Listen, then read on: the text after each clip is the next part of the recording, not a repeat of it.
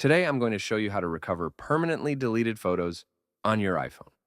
If you're wondering how to recover deleted photos on an iPhone in 2025, you're in the right place.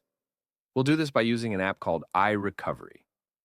iRecovery is an application that can recover permanently deleted photos on iPhone. So, if you've ever deleted photos and then removed them from the trash bin, leaving no backup, you can use the iRecovery app to restore them. It works on all iOS versions, and I'll guide you through the process step by step in this video. Step 1.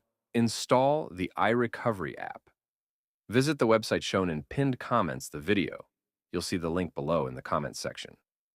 Once on the website, follow the on-screen instructions to install the app. You don't need to jailbreak your device, and once installed, you can use the app to recover permanently deleted photos. After completing the setup, you're good to go.